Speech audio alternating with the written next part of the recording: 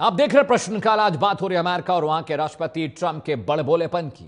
अमेरिकी राष्ट्रपति Donald Trump ने भारत को ताजा चेतावनी जारी करते हुए कहा है कि अगर नई दिल्ली ने रूसी तेल का आयात यानी इंपोर्ट जारी रखा तो वॉशिंगटन उस पर टैरिफ बढ़ा देगा। ट्रंप ने प्रधानमंत्री नरेंद्र मोदी को बहुत अच्छा व्यक्ति बताते हुए दावा किया कि वो जानते थे कि मैं खुश नहीं था और नई दिल्ली मुझे खुश करना चाहती थी। ट्रंप ने दावा किया कि भारत ने रूस से अपनी तेल खरीद काफी कम कर दी है। ट्रंप ने कहा मूल रूप से वो मुझे खुश करना चाहते थे।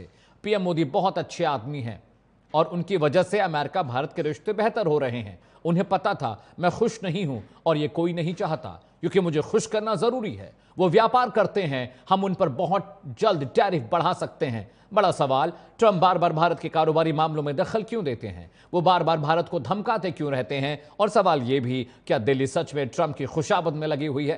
पहले बड़बोले ट्रंप का बयान सुनिए, उसके बाद हम प्रश्नकाल की शुरुआत करने जा रहे हैं। Modi's a very good man. He's a good guy. He knew I was not happy, and it was important to make me happy. They do trade, and we can raise tariffs on them very quickly, and it would be very bad for them. जैसे ही America में Trump का बयान आया, भारत में सियासी घात प्रतिघात की शुरुआत हो गई। अब जरा पॉलिटिकल रिएक्शन में सुन लीजिए जो सियासी गलियारों से आए हैं। दोस्ती और मित्रता थी डोनाल्ड ट्रंप और नरेंद्र मोदी जी की। उम्मीद ये थी कि जो टैरिफ्स हम पे लगे वो ना लगते, एक अच्छी पॉलिसी बनती, एक जल्द से ट्रेड डील होता। पर जब से वो चुनकर आए हैं सब चीज उलट ही हो रही है। और रही बात रशिया ऑयल को लेकर, वो बार बार खुद जाकर वेनेजुएला पे अटैक कर देते हैं। वेनेजुएला के जो राष्ट्रपति हैं उनको लेकर न्यूयॉर्क आ जाते हैं। और हम लोग अगर अपने स्ट्रेटेजिक नीड के अनुसार हम ऑयल खरीद लेते हैं तो उसमें दिक्कत आती है, हम पे टैरिफ लगते हैं। देखिए, पता नहीं ये टैरिफ का क्या दिल और दिमाग हो गया है। लगता है ये कहीं न कहीं किसी प्रकार से डिस्टर्ब चल रहे हैं, किसी प्रकार डिस्टर्ब चल रहे हैं, तभी इस तरह के ऊटपटांग बयान देते रहते हैं। देखिए, इसके बावजूद भारत सरकार और भारत प्रधानमंत्री सख्ती के साथ क्यों नहीं रिएक्ट कर रहे? क्या हमारा प्रधानमंत्री ट्रंप क्या गुलाम है? क्या भारत गुलाम है? शर्मिंदगी की बात है। ट्रंप ने कहा है कि प्रधानमंत्री भारत को मालूम है कि मैं नाखुश हूं और मुझे खुश करना जरूरी है। ये ज़बान काबिल इतराज़ है।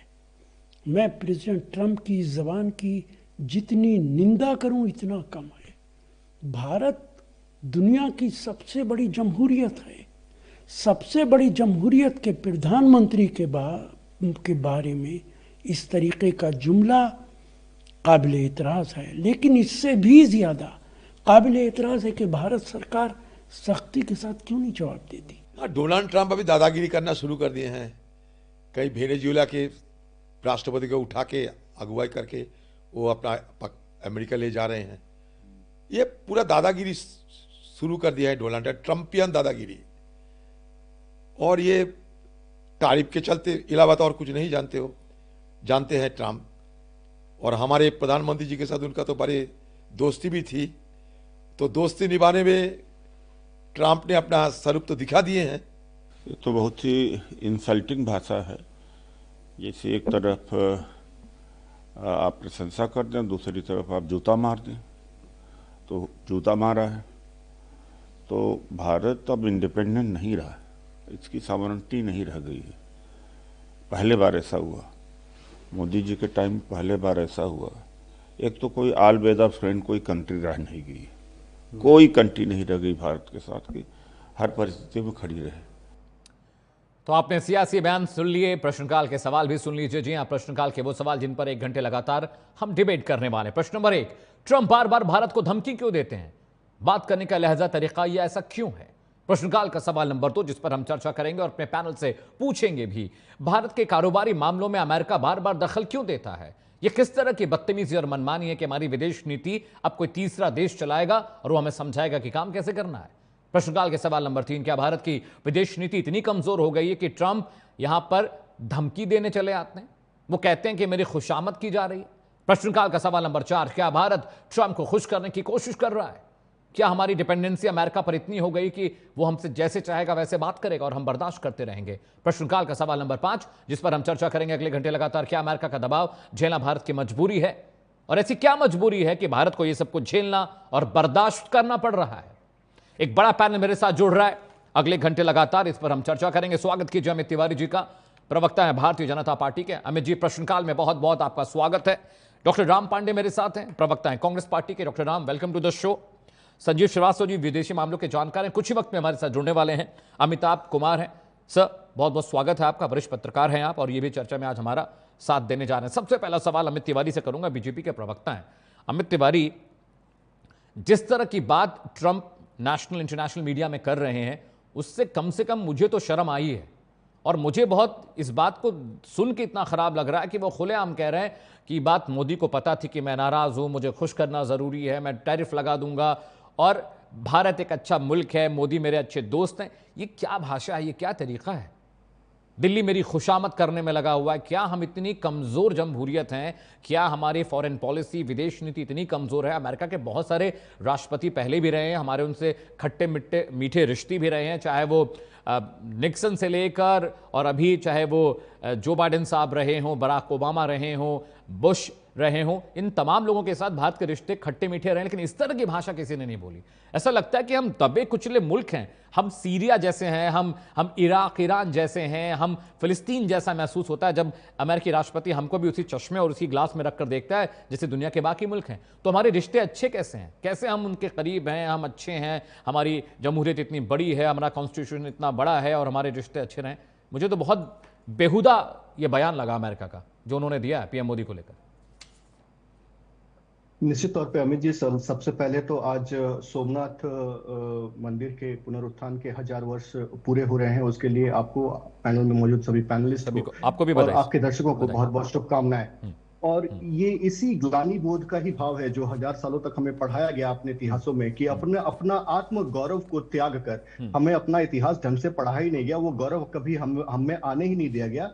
इसलिए जो आप जो ये कह रहे हैं ना कि ये ग्लानि बोध हो रहा है, तो ये उसी का नतीजा है। देखिए, आज जो ट्रंप कह रहे हैं, ट्रंप ने कहा कि दिल्ली खुशामद करने में लगा हुआ है, तो टैरिफ तो कम हो जाना चाहिए था अगर खुशामद करने की ही बात है। और आपको पता है कि ऑयल इंपोर्ट भी रशिया से हमारा कम हो गया, हम स्ट्रेटेजिकली अपना कम कर रहे हैं। और तो इस हिसाब से तो अगर खुशामद अगर हम कर रहे हैं, अगर दिल्ली खुशामद कर रहा है, तो 50% का जो टैरिफ है वो तो कम हो जाना चाहिए था। पहली बात। दूसरी बात, केवल हम ही कम नहीं कर रहे हैं, चाइना का जो ऑयल इंपोर्ट है रशिया से वो 18% डिप हो गया है मंथ ऑन मंथ, अगर आप ट्रैक रिकॉर्ड देखेंगे तो। टर्की का रशियन ऑयल इंपोर्ट 26% कम हो गया है। हमारा तो फिर भी नवंबर में हमने जो कम किया था वो 3% से हमने बढ़ाया है उस पर, नवंबर 2025 में। तो जिस तरीके से हमारी स्ट्रैटेजिक रिलेशनशिप रशिया के साथ रहे हैं, जिस तरीके से हमारे स्ट्रैटेजिक रिलेशनशिप अमेरिका के साथ रहे हैं, जाहिर सी बात है ट्रंप के आने के बाद उसमें थोड़ा सा डेंट पड़ा है अमेरिका के साथ। लेकिन जो कहा, और वो भी इसलिए पड़ा है क्योंकि आपने देखा होगा दो मेजर रशियन कंपनीज हैं जो ऑयल का, जहां से हम ऑयल का इंपोर्ट करते थे, एक रॉसनेफ्ट हो गया और दूसरा लुकोइल हो गया। वहां से 60% हम अपना ऑयल इंपोर्ट करते थे, और वहां से जो सैंक्शंस के कारण उनका वो अमित तिवारी सुनिए, मैं हिस्ट्री ज्योग्राफी नहीं जानना चाहता ऑयल इंपोर्ट और एक्सपोर्ट का। मेरा सीधा सवाल था कि अमेरिका ने इस तरह की भाषा का इस्तेमाल हमारे देश के लिए किया है, विदेश मंत्रालय ने, MEA ने, इसका जवाब क्यों नहीं दिया? ये मेरा सवाल ये है। मुझे कोई फर्क नहीं पड़ता रशिया से हम तेल मंगाएं, हम वेनेजुएला से तेल मंगाएं, इराक ईरान से ईरान से मंगाएं, ओपेक कंट्रीज हमें तेल न दे, ये मसला नहीं है। मसला ये है कि ट्रंप बदतमीजी करते रहेंगे और हम क्या बर्दाश्त करते रहेंगे? मेरा सवाल सीधा सीधा ये था। नहीं, इसको तो बढ़ावा विपक्ष नहीं दिया है। जब ट्रंप ने कहा कि उन्होंने सीज फायर करवाया है, जब ट्रंप ने कहा कि उन्होंने सीज फायर करवाया है, तो उसको, इस बयान को लेकर कौन उछल रहा था? नरेंद्र सरेंडर, ये जो नैरेटिव है, ये किसने ट्रंप के बयान को लेते हुए ही तो ये सारे नैरेटिव विपक्ष ने चलाना शुरू किया। राइट। किस तरीके से जब ट्रंप ने कहा कि डेड इकोनॉमी है, इसको लेकर कौन उछल रहा था? जब ट्रंप ने डेड इकोनॉमी कहा, एक देश के नाते जिस तरीके से आपका खून खौल रहा है अमित जी, मेरा भी खून खौलता है जब ट्रंप इस तरीके की बातें करता है। लेकिन इसको लेकर खुश कौन होता है? जब ट्रंप कहता है कि डेड इकोनॉमी है, विपक्ष इतना खुशी से उछल क्यों पड़ता है? जैसे उसको एक नई ऊर्जा मिल गई हो, जैसे उसको कोई ग्लूकोज का डोज मिल गया हो। आप ट्रंप के सामने बोलते हैं डट के रहें। क्या हमें वैश्विक पटल पर एक साथ होकर, चाहे आपका दलगत राजनीति किसी भी तरीके की रही हो, चाहे आप किसी भी विचारधारा को मानते हो, लेकिन जब हम एक राष्ट्रीय अंतरराष्ट्रीय मुद्दे पर हैं, हम एक देश के सामने खड़े हैं जो कि 35 ट्रिलियन की इकोनॉमी है, अगर उसका हमें सामना करना है तो क्या आप अपनी राजनीति साधने के लिए उसका साथ देंगे और फिर कहेंगे कि हमें इस तरीके से क्यों बोला जा रहा है? राइट। एक बहुत ही 125 साल पुराना एक कांग्रेस पार्टी इस देश के साथ खड़े रहने के बजाय ट्रंप के साथ जाकर खड़े हो जाती है। वो जाते हैं यूके में, इनके विपक्षी नेता का दौरा होता है तो वो कहते हैं the defenders of economy, the defenders of democracy, Russia, America and UK should intervene in India. आप न्योता दे रहे हैं, और किस तरीके का न्योता दे रहे हैं? जो अमेरिका ने अभी वेनेजुएला में किया है, क्या उस तरीके का इंटरवेंशन राहुल गांधी चाहते हैं? जो वो न्योता देकर आते हैं अमेरिका को और यूके को कि the defenders of democracy should intervene in India. Right. किस तरीके का इंटरवेंशन चाहते हैं राहुल गांधी? तो ये जो मौका जो आज ट्रंप को पता है कि भारत का जो विपक्ष है वो उनके तलवे चाटेगा। भारत का जो विपक्ष है वो जो भी बयान देंगे वो यहां पर देश में अस्थिरता पैदा करेगा। भारत का जो विपक्ष है वो देश विरोधी विपक्ष है। ये आज मैं नहीं कह रहा हूं, देश की बहुत बड़ी आबादी है जो इस बात को मानती है कि कांग्रेस पार्टी के कई ऐसे लीडर्स हैं जो देश विरोध के काम में खड़े रहते हैं। राहुल गांधी स्वयं देश विरोध के काम में खड़े रहते हैं। ठीक है, तरीके का विपक्ष हमारे सामने है तो हम एक साथ होकर, आपका खून खोल सकता है, मेरा खून खोल सकता है, आपके दर्शकों, लेकिन Amit Tiwari let's talk rational. Amit आपको भी पता है कि सरकार आपकी, तो सवाल आपसे पूछा जाएगा इतिहास भूगोल क्या रहा है पिछली सरकारों का, ये कोई नहीं जानना चाहता है। I go across to doctor Ram Pande. Doctor Ram Pande, हम जिस तरह का महिमा मंडन विदेश नीति का होता रहता है, चाहे G20 हो, चाहे हम ओपेक में जाते हो, चाहे हम ब्रिक्स की बात करते हो, चाहे हम क्वाड की बात करते हो, प्रधानमंत्री नरेंद्र मोदी मुख्तलिफ मुल्कों में जाकर बात करते हैं, वसुधैव कुटुंबकम की बात करते हैं, लेकिन जब अमेरिका सामने होता है तो ऐसा लगता है कि हमारी बातचीत बंद हो गई है, हम गूंगे हो गए, हमारी घिग्गी बन गई है। ट्रंप जो चाहता है वो कहता है, जो चाहता है वो करता है। ऐसा लगता है कि अमेरिका के सामने हमारी इकोनॉमी, हमारी डिप्लोमेसी सब जीरो, सिफर, खत्म हो गई है। देखिए, पहली बात तो भारतीय जनता पार्टी ने ये स्वीकार कर लिया कि दुनिया भारतीय जनता पार्टी और नरेंद्र मोदी की नहीं सुनती है, राहुल गांधी की सुनती है।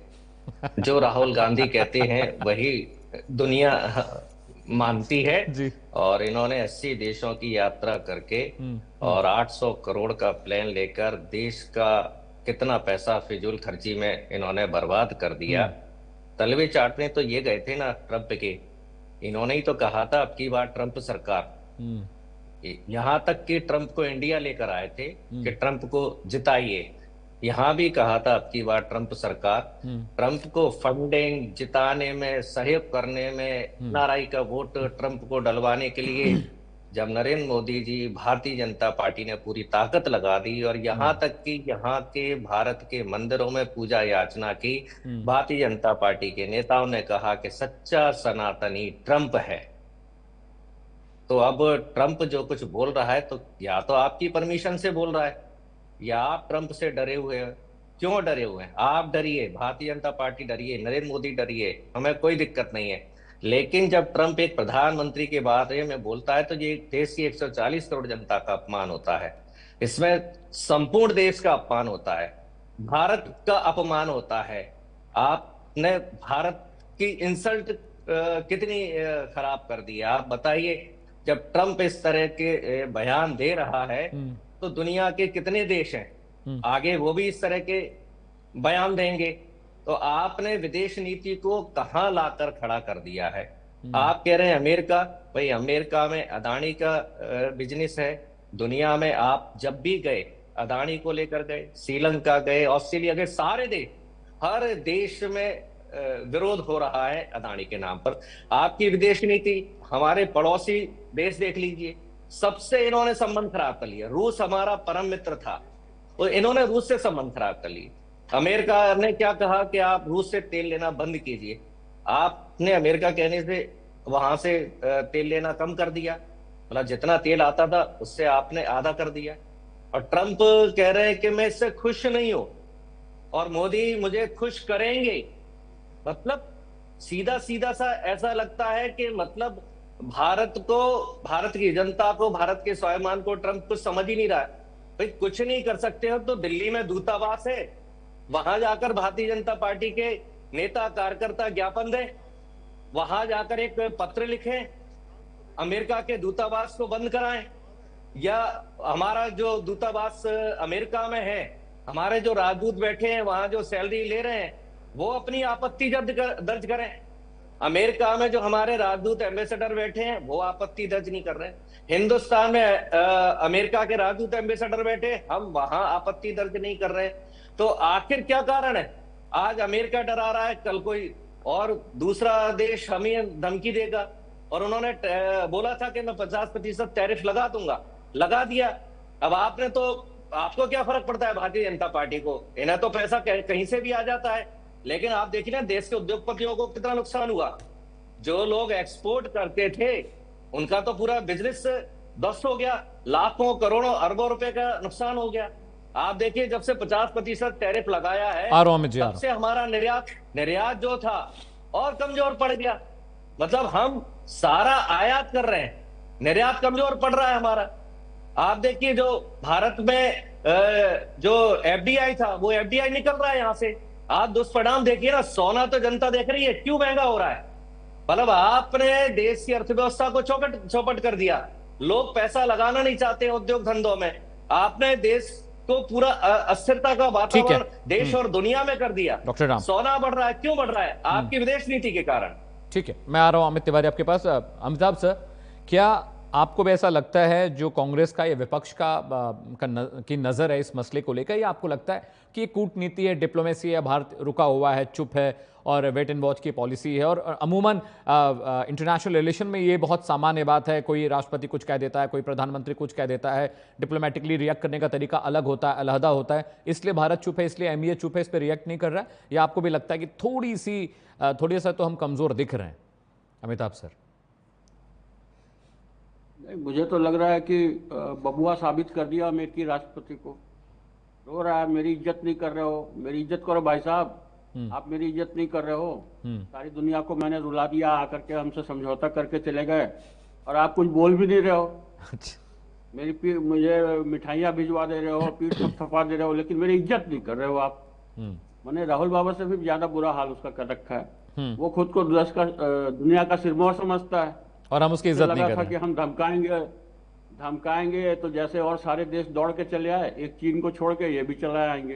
तो उस लिहाज से मुझे लग रहा है कि हमने तो उनकी बजा के रख दी है, सीधी सीधी बात है। ओके, ठोक के रख दिया अमेरिका को। और अमेरिका जैसे देश जो दूसरों के धन की लूट करते हैं, अभी सामने आ गया इनका खेल। ये जो समस्त जो कॉरपोरेट है, ये पश्चिमी दुनिया का, फिरंगियों का कॉरपोरेट सेक्टर, अर्थव्यवस्था जो है, ये तीसरी दुनिया के धन संपदा के लूट से समृद्ध होती है। ये साबित हो गया है। तो इन लोगों का कोई लोकतंत्र ढोकतंत्र मानने की जरूरत नहीं है। भारत को बस इसी तरीके से चुपचाप अपना काम करने की जरूरत है और कोई असर नहीं पड़ा है। हमारा निर्यात हर साल बढ़ रहा है। ये गलत आंकड़े दे रहे हैं, बेकार का बकवास कर रहे हैं जो कांग्रेस के साथी हैं हमारे। हमारा निर्यात बढ़ रहा है। अमेरिका ने सोचा कि हम टैरिफ लगा देंगे तो हम हाहाकार मच जाएगा। पता चला कि इंग्लैंड भी एफडीआई कर रहा है, यूरोपियन भी कर रहे हैं, ऑस्ट्रेलिया से भी हो रहा है। इतने सारे नए बाजार खोल दिए हैं और इस साल भी कुछ % हमारा जो निर्यात बढ़ गया है। तो हमारा तो लगातार बढ़ रहा है और उसकी धमकी से हम कोई मानवान नहीं रहे हैं। हम रूस से तेल मंगाना जारी रखे हैं। बीच में कुछ कम जरूर हुआ था क्योंकि 2 रूसी कंपनियों पर प्रतिबंध लग गया था इंटरनेशनल, इसमें तो दूसरों के साथ समझौता करने में देर लगा। ये कारण नहीं था कि भारत अमेरिका के कहने से रुक गया था। फिर बढ़ गया है तेल, फिर 11 बैरल पर डे आयात हो रहा है। और वो कितने बेशर्म हैं, खुद सारी चीजें खरीद रहे हैं। चाहे वो यूरोपियन देश हो चाहे अमेरिका हो, रूस से खुद खरीद रहा है। हाँ, चाइना से भी आप खरीद रहे हैं, चाइना से भी खरीद रहे हो, आप कह रहे हैं चाइना भारत के रिश्ते खत्म कराने पे लगे हुए हैं वो। ज्यादा तेल चाइना खरीद रहा है, भारत तो दूसरे नंबर पे है। तो ये जर्मनी, फ्रांस, इंग्लैंड, अमेरिका जैसे देश जो हैं, जो दुनिया को लूट करके अपने को समृद्ध दिखाते रहे हैं, उनके साथ तो कोई हमें तो बराबरी सोचने की बात भी नहीं है। उनकी तो हालत ये देखो ना, वो कह रहा है कि भाई साहब आप मेरी इज्जत नहीं कर रहे हो, मैं बार बार कह रहा हूं मेरी इज्जत कर दो। इतने बुरी तरह से उसको नचा के रख दिया ट्रंप जैसे इंसान को, आप सोचिए, जबकि सारी दुनिया को उसने तबाह कर रखा था। तो मुझे लग रहा है कि बड़ा अच्छा है। और बकवासियों के साथ क्यों बकवास कर रहा है? बहुत अच्छा है कि आराम से चुपचाप मोदी जी शांति से बैठे हुए हैं और पीछे से जब मर्जी होता है तो एक थप्पड़ लगा देते हैं और फिर उछलने लगता है टाइप से, उसी टाइप का हो रहा है। वो जो चाहता है वो बिल्कुल नहीं करता। अमिताभ सर, ट्रंप ने ये भी तो कहा कि दिल्ली मेरी खुशामद में लगा हुआ है। अमिताभ सर, ट्रंप ने ये भी तो कहा कि दिल्ली मुझे खुश करने में लगा हुआ है, और मोदी जानते थे कि मुझे खुश करना जरूरी है। भाई अभी तक तो बेचारे खुश ही नहीं हो पा रहे हैं। कहाँ खुशामद कहना क्यों पड़ रहा है कि मेरी खुशामद करो, मेरी इज्जत करो क्यों कहना पड़ रहा है? अगर खुशामद कर ही रहे थे तो मेरी इज्जत करो कहना क्यों पड़ रहा है? मांग क्यों रहे इज्जत? राइट, ठीक है। अमित तिवारी है ना कि उनकी क्या हालत है, क्या हालत करके रख दी है।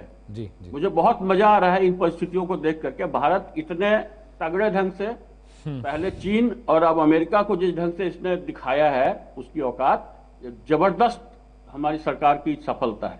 ठीक है अमित तिवारी, एक नैरेटिव वे भी है जो अमिताभ सर बता रहे हैं, एक पहलू ये भी है इस पूरे कम्युनिकेशन, इस पूरे नैरेशन का एक पहलू ये भी है जो अमिताभ सर बता रहे हैं। 30-40 साल से वो एमईए कवर कर रहे हैं और वरिष्ठ पत्रकार हैं।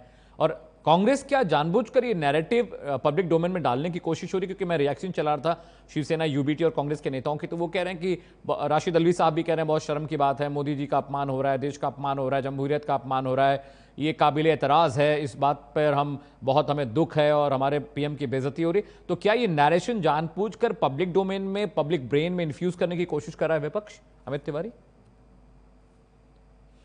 देखिए अमित जी, एक पुरानी कहावत है कि जो रिस्पेक्ट है ना वो डिमांड मांगने से नहीं मिलती, वो मांगने से कमांड किया जाता है, उसको डिमांड आप नहीं कर सकते हैं। दूसरी बात, पूरा विपक्ष का आपने नैरेटिव और स्टेटमेंट्स की बात की। आपने किसी को भी तख्ती लेकर, जिस तरीके से ये आतंकवादी के लिए तख्ती लेकर इंडिया गेट पर हिडमा के लिए नारे लगा रहे थे, क्या किसी भी एक विपक्षी नेता को आपने देखा कि वो तख्ती लेकर इस ट्रंप का विरोध में खड़ा हो? नहीं खड़ा है, क्योंकि ट्रंप का सपोर्ट तो राहुल गांधी कर रहे हैं। ट्रंप का सपोर्ट राहुल गांधी कर रहे हैं। ये कह रहे हैं कि नरेंद्र सरेंडर है, डेड इकोनॉमी है, ट्रंप ने सीज फायर करा दिया। ये सारे नैरेटिव जो विपक्ष चलाता है ये तो सारे ट्रंप के पक्ष में है। अगर राहुल गांधी अमेरिका जाते हैं तो वो इल्हान ओमर के साथ वहां पर मुलाकात करते हैं। अभी जो उनका हालिया दौरा जर्मनी में हुआ वो भी सोरोस की यूनिवर्सिटी में हुआ, सोरोस के गैंग के साथ हुआ, और वहां पर वो किस तरीके की बातें कर रही थी हम सब ने देखा है। तो जब आप देश की छवि को बाहर जाकर इस तरीके से आप उस पर दाग लगाने का प्रयास करेंगे तो ये उसी का नतीजा है। आज ट्रंप को पता है कि मैं कुछ भी कहूंगा, भारत का जो विपक्ष है वो ट्रंप के साथ खड़ा रहेगा। भारत का जो वो एक तरीके से भारत के विपक्ष को एक तरीके से एनर्जी देने का काम कर रहे हैं, ग्लूकोज देने का काम कर रहे हैं, ताकि उनके पास कुछ नैरेटिव आए। वरना देखिए ना, जिस तरीके से आपने अभी, मैं राम पांडे को सुन रहा था, उन्होंने कहा कि हमारा जो एक्सपोर्ट है वो पूरा कम हो गया है, एक्सपोर्टर्स हाई हाई कर रहे हैं। आपने एक भी प्रदर्शन किसी भी एक्सपोर्ट कंपनी के द्वारा सुना या किसी ने भी इसका ऐतराज किया? जब ट्रंप ने टैरिफ लगाया 50%, हमारा 33 से 35% का एक्सपोर्ट जो अमेरिका को जाता था वो इम्पैक्ट हुआ। लेकिन उसके बदले अमित साहब, आपको याद होगा जब जीडीपी पर हम बहस कर रहे थे आप ही के चैनल पर आपके साथ, तो मैंने आपको विस्तृत रूप में बताया था कि वो 33 से 35% का जो हमारा एक्सपोर्ट पे डेंट लगा था, उसकी वजह से हमने साउथ अफ्रीका को अपना एक्सपोर्ट बढ़ा दिया, उसकी वजह से चाइना से हमारा एक्सपोर्ट बढ़ा, जापान में हमने अपने इंजीनियरिंग गुड्स और फार्मा का जो प्रोडक्ट्स थे उसका जो एक्सपोर्ट है वो 12% से बढ़ गया, यूके में हमारा टेक्सटाइल और फूड प्रोडक्ट्स जो है वो 26% से बढ़ गया, साउथ कोरिया में हमारे इलेक्ट्रॉनिक्स और ऑटो स्पेयर पार्ट्स के जो प्रोडक्ट्स हैं उसका एक्सपोर्ट बढ़ गया। तो हमने नए आयाम खोजे, नए दरवाजे खोजे जहां पर कि हमारे एक्सपोर्टर्स अपने प्रोडक्ट्स को ले जा सके। तो ये फर्क है प्रधानमंत्री मोदी जी के लीडरशिप में, और ये फर्क है चाहे कोई और किसी और लीडरशिप में हमने जो आगे पिछला कार्यकाल देखा है। तो आज प्रधानमंत्री मोदी जी का मजबूत लीडरशिप है, जिसके कारण हम इस स्थिति पे पहुंचे हैं कि कोई भी हमें धमका नहीं सकता, कोई भी हमें डिक्टेट नहीं कर सकता। आज हमारे जयशंकर जी को आप सुनेंगे तो वो बोलते हैं कि कोई भी हमें डिक्टेट नहीं कर सकता कि हमें किससे बिजनेस करना है, किससे नहीं करना है। ये हम अपने हितों को देखेंगे, जहां पे हमारा हित रहेगा, हमारे नागरिकों का हित रहेगा, वहां पर हम काम करेंगे। और यही बात थी तो अमेरिका के साथ जो टैरिफ का जो डील हो रहा था, आप बताइए फार्मर्स के हितों को हम ने समझौता नहीं किया। हमारे मिल्क प्रोडक्शन के जो कारोबार में जो किसान बंधु जुड़े हुए हैं, उनके हितों के साथ हमने समझौता नहीं किया। तो और यहीं पर तो बात अटकी हुई है ना। अमेरिका चाहता है कि वो अपना फार्मिंग के जो उसके प्रोडक्ट्स हैं, जो उसके एग्रो प्रोडक्ट्स हैं, वो इंडिया में पुश किए जाए, जो कि हमारे मापदंड के अनुसार वो उचित नहीं पाए जाते हैं। वहां पर जो उनके दूध का जो प्रोडक्शन होता है उसमें कॉन्टेमिनेशन रहता है, जो उनके एग्री प्रोडक्ट्स रहते हैं उसमें कॉन्टेमिनेशन रहता है बीफ वगैरह का। तो हम वो सब चीजें नहीं चाहते हैं, हमारे कल्चरल वैल्यू से वो मैच नहीं करता है। तो हमने अपने मछुआरों के हितों के साथ, किसानों के हितों के साथ, पशुपालकों के हितों के साथ, किसी के साथ समझौता ना करते हुए जो आज ये डील आज स्टेल पड़ा हुआ है, ये यही कारण है। ठीक है, तो आप ये कह दें कि इन सब चीजों को नकारते हुए ये कह दें कि ट्रंप ने ऐसा कह दिया, तो भैया आप निकलिए ना, नारा लेके आप घेराव कीजिए। यूएस, आप बोल रहे थे ना कि एम्बेसडर का अमेरिका के दूतावास का आप घेराव कीजिए। किसी भी एक कांग्रेसी नेता ने घेराव किया अमेरिकी दूतावास का? अमित तिवारी वर्बली घेराव कर रहे हैं, से ही एक्सपेक्ट करना है। जिस तरह की भाषा, जिस तरह की शैली, जिस तरह का कटाक्ष उन्होंने भारत के प्रधानमंत्री पर किया है, हमारी फॉरेन पॉलिसी पर किया, उसके बाद विपक्ष लगातार घेर रहा है, क्योंकि ट्रंप बहुत बदतमीजी वाले लहजे में बात करे। लेकिन उसका एक पहलू ये भी है कि भारत से परेशान है, भारत उनका सम्मान नहीं दे रहा, उनके सामने झुक नहीं रहा, इसलिए वो बार बार स्वयं से इज्जत मांग रहे हैं कि प्लीज रिस्पेक्ट मी, मुझे थोड़ा भाव दीजिए, मेरी थोड़ी इज्जत करिए, मेरी थोड़ी खुशामद करिए। ये दो नैरेटिव हैं, आप कौन सा वाला बेटर देखते हैं? क्या हमारी विदेश नीति कमजोर दिखाई दे रही है, इतनी मजबूत हो गई है कि ट्रंप बिलबिला रहा है? डॉक्टर संतोष। कि भारत विदेश नीति से हम शुरुआत करते हैं कि भारत की जो विदेश नीति है वो है मल्टी अलाइनमेंट की। एक तरह से भारत के पास बहुत से विकल्प हैं और भारत स्वतंत्र विदेश नीति का अनुसरण करता है। तो ट्रंप के मामले में भी हमें इसी दृष्टिकोण से विचार करना चाहिए।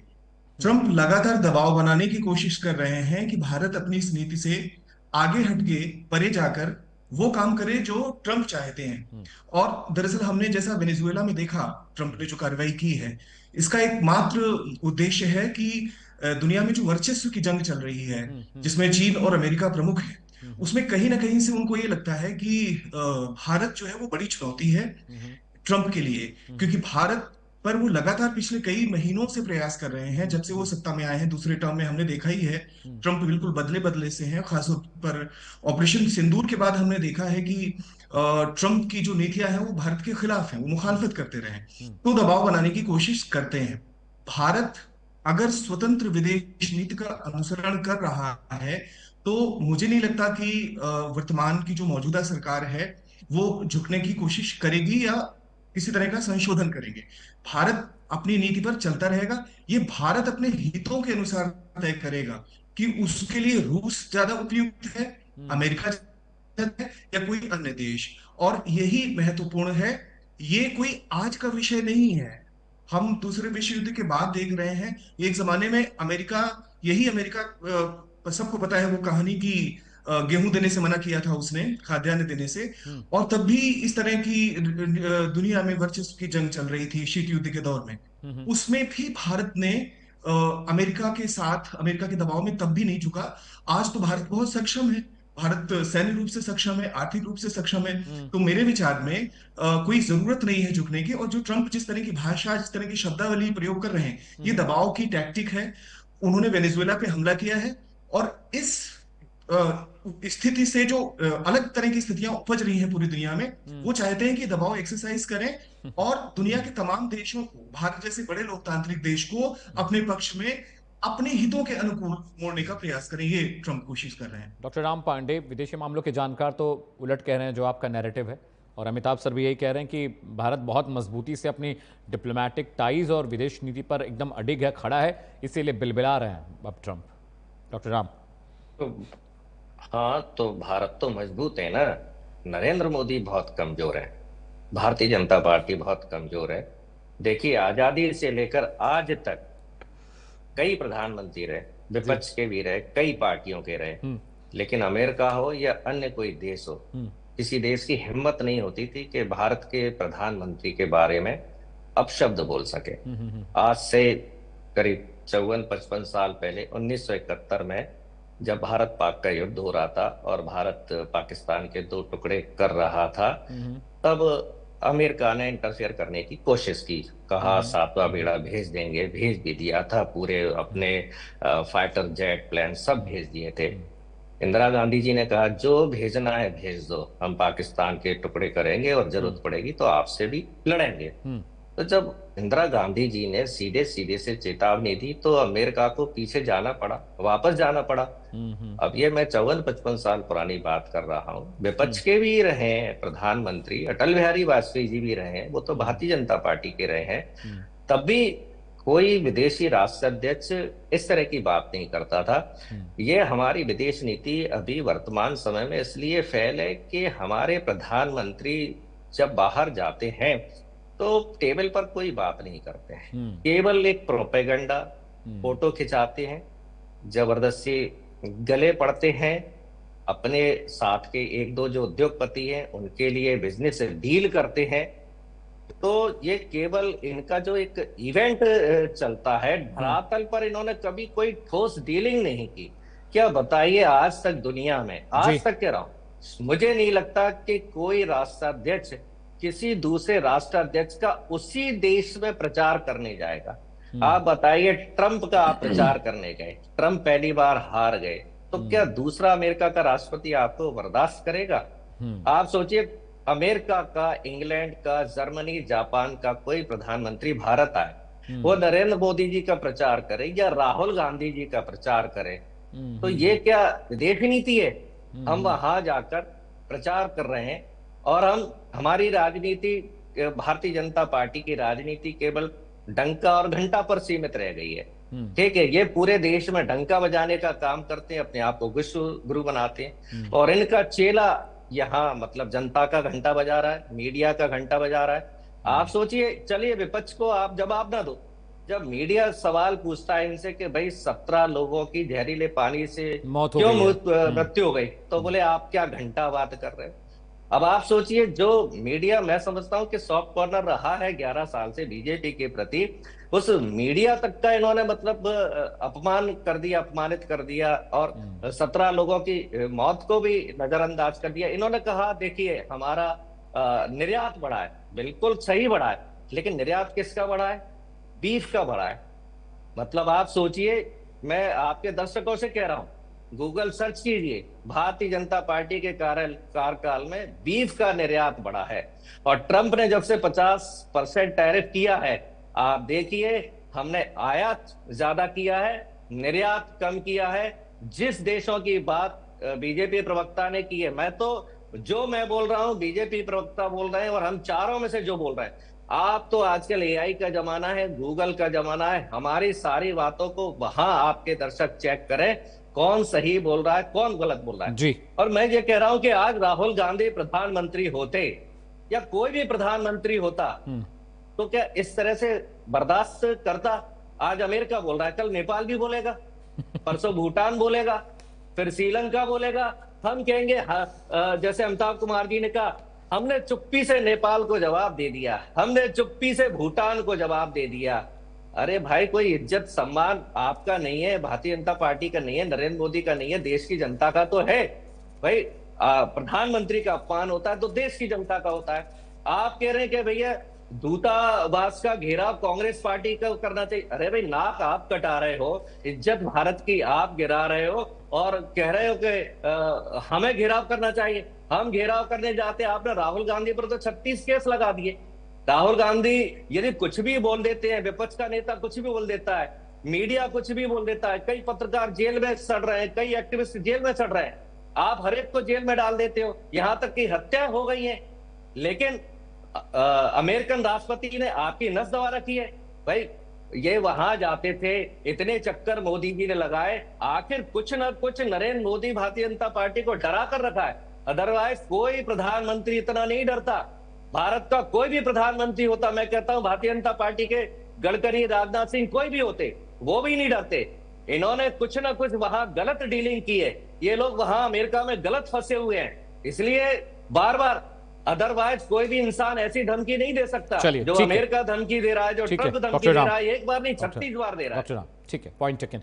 अमित तिवारी, राहुल गांधी विदेशी जमीन पर जाकर प्रधानमंत्री नरेंद्र मोदी के बारे में बात करते हैं, हमारे लीगल सिस्टम के बारे में बात करते हैं, हमारे टैक्स रेजिम के बारे में बात करते हैं, हमारे इलेक्शन कमीशन के बात करते हैं, हमारे इलेक्शन सिस्टम पर सवाल खड़े करते हैं, तब प्रधानमंत्री की बेइज्जती नहीं होती है, तब देशवासियों की बेइज्जती नहीं होती। लेकिन ट्रंप के कहने पे प्रधानमंत्री की भी बेइज्जती हो रही है और देशवासियों की बेइज्जती हो रही है। ये जो दो तरह का नैरेटिव रहता है, जो टू लाइन नैरेटिव है कांग्रेस का, कि जब आपके पक्ष वाली बात हो रही है तो भी हमारा है, और जब आपके पक्ष वाली बात नहीं भी हो रही है तो भी हमारा। राहुल गांधी कुछ भी कहें देश के बारे में, दैट वर्क्स, लेकिन ट्रंप कुछ कह देता है तो वो ज्यादा अपमानजनक हो जाता है देश के लिए। ऐसा है क्या अमित तिवारी? अमित साहब देखिए, अभी राम पांडे जी ने बहुत सारी बातें की, उन्होंने 17 लोगों की मौत की बात कही, बिल्कुल दुखद बात है और उस पर चर्चा होनी भी चाहिए। जब हम उस पर चर्चा करेंगे आप बुलाइएगा मुझे, मैं उस पर जवाब भी दूंगा। लेकिन आज मुद्दा अलग है, इसलिए मैं उस पर नहीं जा रहा हूँ। देखिए, जो इंटरनेशनल रिलेशंस होते हैं वो मल्टी डायमेंशनल होते हैं। ये किसी एक टैरिफ से या किसी वीजा प्रोसेस से ये डिफाइन नहीं किए जाते। यहाँ पर आप टेबल पर बैठते हैं, आप अपने हितों की रक्षा करते हैं, आप अपने नागरिकों के हितों की रक्षा करते हैं, आप 140 करोड़ देशवासियों के हितों को लेकर आप टेबल पर बैठते हैं, और उनके पास जो उसके बाद जिस तरीके की भी डील होती है, या तो आप अग्री करते हैं या नहीं अग्री करते हैं। लेकिन जिस तरीके की बात कांग्रेस पार्टी कर रही है कि धरातल पर ही नहीं है, कांग्रेस पार्टी आज धरातल पर है क्या? देखिए ना कैसी हवाई बातें राम पांडे कर रहे हैं, बिल्कुल भी मतलब जिसका कोई रियलिस्टिक कोई जवाब ही नहीं हो सकता, उनके पास कोई जवाब ही नहीं है रियलिस्टिक। जिस तरीके से आज अमेरिका, यही अमेरिका है, यही पाकिस्तान है जिसके पास ओसामा बिन लादेन था, जहां पर अमेरिका ने जाकर उसको मारा। इतना बड़ा एक घटनाक्रम होने के बाद आज अगर अमेरिका पाकिस्तान को किसी तरीके से उसका सपोर्ट कर रहा है, या उसको एक तरीके से देखा जाए तो एक ग्राउंड वहां पर कुछ तैयार कर रहा है अपने अपॉर्चुनिटीज के लिए, तो ये सोचने वाली बात है कि ऐसी क्या चीज हो सकती है और हम उसका काउंटर कैसे कर सकते हैं। इसके बजाय कि अमेरिका पाकिस्तान के साथ चला गया, अरे अमेरिका पाकिस्तान को सपोर्ट कर रहा है, ठीक है, उसको जिसको जो करना है करे, हम अपने हितों की रक्षा करना जानते हैं, और हम जब अपनी बात करेंगे तो इसके आगे कोई दूसरी चीज की बात नहीं होती है। तीसरी बात, यही अमेरिकन प्रेसिडेंट थे जिन्होंने कुछ महीनों पहले कहा था कि Modi is the nicest man, he is the good looking man, handsome man. पुल बांधे थे, तब कांग्रेस पार्टी कहां गई थी? वही ऑस्ट्रेलियन प्रेसिडेंट है जो कहते हैं कि मोदी इज द बॉस। तो जब ये सारी चीजें कांग्रेस के सामने आती है तो उनकी बोलती बंद हो जाती है, कुछ बोल नहीं पाते हैं। तो जैसा कि मैंने कहा कि ये जो इंटरनेशनल डिप्लोमेसी होती है वो डायनामिक होती है, स्टैटिक नहीं होती है। कांग्रेस को ये चीज समझ में ही नहीं आती, क्योंकि कांग्रेस तो मुखबिरी करती आई है। आप सबसे बड़ा अगर कोई मुखबिर इस देश में रहा होगा तो वो सबसे पहले प्रधानमंत्री नेहरू जी थे, क्योंकि वो तो अपने पत्राचार के थ्रू हर एक मिनट की जानकारी लेडी माउंटबेटन को देते थे, और इसकी जानकारी सार्वजनिक है। तो सबसे बड़ा मुखबिर अगर जिस पार्टी से आता हो वो बात करता है कि भारत की साख गिर गई, जिसने यूएन के सामने जाकर कश्मीर को सरेंडर कर दिया हो, जिसने मानसरोवर के सामने वाला गांव चाइना को सरेंडर कर दिया हो, अक्साई हिंद अक्साई चीन बना दिया हो, वो व्यक्ति आज आकर यहां पर कहता है कि भारत कमजोर हो गया है। अरे भैया, आज जिस स्थिति में भारत खड़ा है ना, कोई भी मोदी जी को आंख नहीं दिखा सकता, क्योंकि मोदी जी के पीछे 140 करोड़ लोगों का विश्वास है। इसीलिए आप उस विश्वास को डिगा नहीं सकते, चाहे महाराष्ट्र हो, हरियाणा हो, पंजाब, बिहार हो, या अब बंगाल आने वाला हो। आप उस विश्वास को, जो जनता का विश्वास है, उसको डिगा नहीं सकते। इसलिए अपने झूठे प्रोपागेंडा के अंदर में आकर ये सारी बातें हवाई बातें। अमिताभ सर, मैं आपके पास आऊंगा, एक रिएक्शन ले लूं कांग्रेस से। ठीक है अमित, डॉक्टर राम, छोटा रिएक्शन, क्योंकि मैं आपसे बात कर चुका हूं, मुझे 2 गेस्ट अभी और इनके पास जाना है। डॉक्टर राम पांडे, छोटा रिएक्शन, 1 मिनट। डॉक्टर राम, एक तो मुझे कह रहे हैं कि वो नेहरू जी ने ट्रंप को जाकर बोला है, इसलिए ट्रंप ऐसा बोल रहे हैं। मतलब इनको तो सपने में भी नेहरू जी नजर आते हैं। मुखबिर की बात जहां मुखबिर की बात आती है, वो ट्रम्प की बात नहीं कर रहे हैं doctor Ram, he is not talking about Trump, वो पुरानी बात कर रहे हैं, पुरानी। हाँ, वो उनका कहने का तात्पर्य यही है कि नेहरू जी ने ट्रम्प को बोला है, वो जो भी आज की जो घटनाएं हैं, आपको सुबह शाम खाना नहीं मिला है, तो वो मतलब जो भी अभी जैसे जो 17 लोगों की मृत्यु हुई है, वो बीजेपी की गलती से नहीं है, नेहरू जी की गलती से हुई है। जो दिल्ली में जहरीली हवा है, वो बीजेपी की कमी नहीं है, नेहरू जी की कमी है। वो जो भी देश नहीं, अमेरिका में भी यदि कुछ गलत हो रहा है तो वो नेहरू जी की गलती से हो रहा है, चांद पर भी कुछ गलत हो रहा है तो वो नेहरू जी की गलती से हो रहा है। और अमिताभ सर, मुखबिरी की, जहां तक मुखबिरी की बात है, तो मुखबिरी कौन करता था, मैं आपके दर्शकों से फिर कहूंगा गूगल सर्च करके कहें, ये अंग्रेजों की मुखबिरी करते थे, इनकी मुखबिरी के कारण ही हो सकता है हमारा देश 25 साल पहले अमिताभ कुमार जी, अमिताभ सर, आजादी में अमिताभ सर, ठीक है doctor Ram Pandey, point taken doctor Ram Pandey. Amitabh sir, विदेश नीति के मामले में तो भाई टिप्पणी नहीं करनी चाहिए, लेकिन जो दूसरों के इशारों पर चलते रहे, है ना, CIA और वो KGB, इन सब के इशारों पे जो मंत्री तय करते रहे कि मंत्री कौन कहाँ बनेगा, है, वो पेरोल पे पलते रहे जिन लोगों के राज में, वो लोग इस तरह की बातें करते तो बहुत आश्चर्य होता है। आज कम से कम सिर उठा के खड़े तो हैं, हम दूसरों के इशारों पे तो नहीं चल रहे हैं। मंत्रिमंडल तय होते थे भाई, कैबिनेट क्या होगी ये तय होते थे। अमेरिका के साथ कभी अच्छे रिश्ते नहीं रहे। राडिया कांड सब भूल गए क्या? सब खुल के सामने आ गया। और मैं तो खुद पत्रकारिता करता था और मुझे पता था, और वो पत्रकार भी कोई दूध के दूल्हे थे नहीं। चीन, रूस और अमेरिका, इनकी जो संस्थाएं हैं और यहाँ पे जितने NGOs हैं, पत्रकार, NGOs, मंत्री, सचिव, हर लेवल पे इस ढंग का उनका दखल था, और हर तरीके से वो किस तरीके से खरीद लिया करते थे, वो सब चीजें सामने हैं। हम उनसे बचे हुए नहीं थे, हमको सब पता है। जिन लोगों के राज में ये सब कुछ संभव था, जितना विदेशी धन किसी भी तरीके से देश के अंदर आकर के और फिर अपने ही देश के खिलाफ कार्रवाइयां हुआ करती थी, खबरें छपती थी, आंदोलन हुआ करते थे ताकि यहाँ कोई विकास का कार्य न हुआ, वो लोग इस तरह की शिकायतें करें तो दुख होता है। अगर कभी चाहे तो निकाल करके फिर अपना खजाना खोल के और बताते हैं कि इन्होंने क्या क्या कांड कर रखे हैं, कैसे यहाँ पे किसी भी विकास कार्य को बाधित किया जाता रहा है। तो उन सब चीजों पे अभी बात करने की जरूरत नहीं है। वर्तमान स्थिति हमारी ये है कि दुनिया में अब चूंकि भारत जिस ढंग से उभर रहा है, अमेरिका को वो कतई पसंद नहीं आएगा, क्योंकि वो अब उनके इशारों पे चलने को तैयार नहीं है। रूस इस मामले में ज्यादा समझदार है, वो भारत के साथ दोस्ती कर रहा है। अमेरिका के लिए भी अच्छा होगा कि भारत से दोस्ती करके चले, नहीं तो वो जबरदस्ती करेंगे तो आने वाले समय में, फ्यूचर में अमेरिका भारत के सामने किसी काबिल नहीं रहेगा। ये बहुत तय बात है। और मैंने बता दिया कि फिरंगी अर्थव्यवस्था जो है केवल लूट और डकैती पर चलने वाली अर्थव्यवस्था है। तो भारत को प्राचीन काल में जो समृद्धि थी, भारत ने लूट के आधार पर नहीं बनाई थी।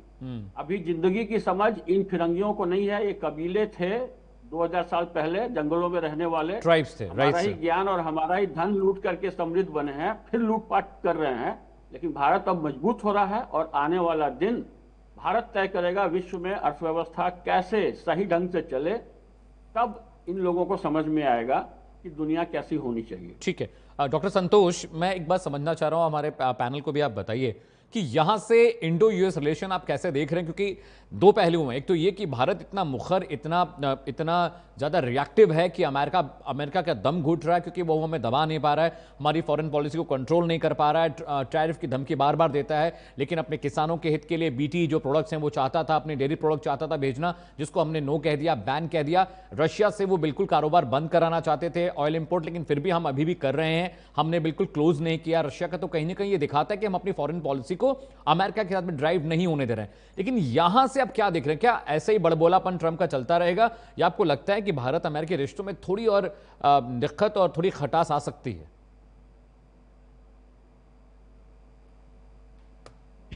सबसे महत्वपूर्ण हमें यह समझना है कि दुनिया जो है वो एक वोलाटाइल सिचुएशन का सामना कर रही है, उथल पुथल की स्थिति है। एक पुरानी दुनिया है वो खत्म हो रही है, राजनीतिक तौर पर मैं जो बात कह रहा हूं, एक नई दुनिया अस्तित्व में आ रही धीरे धीरे करके। अमेरिका दूसरे विश्व युद्ध के बाद की अगर आप अमेरिका की विदेश नीति को देखें तो वो अमेरिकन हित को प्राथमिकता देते रहे हैं। और आज मौजूदा जो विश्व है उसमें बहुत सारी चुनौतियां हैं, इसमें दो राय नहीं। खासतौर पे हमने कोरोना पैंडेमिक में देखा, मध्य पूर्व में और रशिया यूक्रेन के बीच जो तनावपूर्ण स्थिति बनी हुई है लगातार, तो कहीं ना कहीं से ऐसे ऐसे जो विषय हैं वो दुनिया की राजनीति को प्रभावित कर रहे हैं बहुत ही निर्णायक रूप से। ऐसे में अमेरिका का उद्देश्य ये है कि जो 91 के बाद सोवियत संघ के विघटन के बाद जो विश्व व्यवस्था अस्तित्व में आई थी, जिसको हम कहते हैं यूनिपोलर वर्ल्ड या एक ध्रुवीय व्यवस्था, जिसमें अमेरिका एकमात्र सर्वोच्च शक्ति बचा हुआ था, बना रहा था। लेकिन हमने देखा कि नई सदी की शुरुआत में बहुध्रुवीय व्यवस्था आ रही है। ब्राजील दक्षिण अमेरिका में, साउथ अफ्रीका में, रूस, भारत, ये देश उभर कर आ रहे थे। लेकिन अभी जब से दोबारा ट्रंप आए हैं राष्ट्रपति के पद में, तो इन्होंने इस व्यवस्था को पूरी तरह से ध्वस्त करने का मन बना लिया है। ऐसे में कहीं ना कहीं से भारत को भी इन कठिनाइयों का सामना करना पड़ेगा अमेरिका की तरफ से। एक दूसरा महत्वपूर्ण विषय और भी है, ये भी हमें जानना चाहिए, वो है कि भारत अमेरिका के लिए बहुत जरूरी है। देखिए, वेनेजुएला में जो अमेरिका ने किया, कहीं ना कहीं वो चीन को काबू में करने के लिए किया है। 80% जो तेल है वेनेजुएला का, वो चीन पहुंच रहा था, चीन उसका ग्राहक था। कहीं ना कहीं से चीन को अंकुश में लाने के लिए हिंद प्रशांत क्षेत्र में भारत की जरूरत है अमेरिका को। इसके अलावा अगर ऐसा हम नैतिक रूप से हम समर्थन नहीं देते हैं, लेकिन हमारे यहाँ जो तेल रिफाइनरीज हैं, जो ऑयल रिफाइनरीज हैं, उनकी जबरदस्त क्षमता है।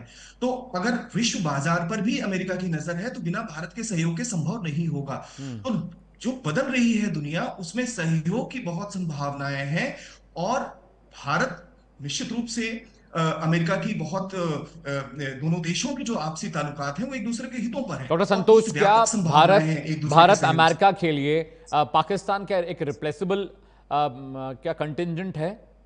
अगर वो, क्योंकि जो पाकिस्तान का इस्तेमाल अमेरिका क्यों कर रहा है ये हम सब जानते हैं, तो क्या वो पाकिस्तान को ज्यादा बेहतर स्थिति में देखता है भारत के साथ अगर रिश्ते खराब होते हैं? तो हमने देखा था कि पहले राष्ट्रपति जो है वो जब भारत की यात्रा करते थे तो पाकिस्तान भी जाते थे साथ में, वो एक तराजू में रखते थे भारत पाकिस्तान। लेकिन खासतौर पे ओबामा के समय से ये ट्रेंड, जॉर्ज बुश जूनियर के अगर हम देखें राष्ट्रपति जब वो थे, उस समय एक ऐसी स्थिति आई जब वो भारत को अलग तरीके से देखने लगे। लेकिन ट्रंप का जब से दोबारा कार्यकाल शुरू हुआ है तो कुछ ऐसी परिस्थितियां हुई हैं जियोपॉलिटिकल, जिसकी वजह से अमेरिका पाकिस्तान को महत्व दे रहा है। लेकिन इसका मतलब बिल्कुल नहीं है कि पाकिस्तान भारत का विकल्प है। भारत की जरूरत अलग है, पाकिस्तान की अलग है।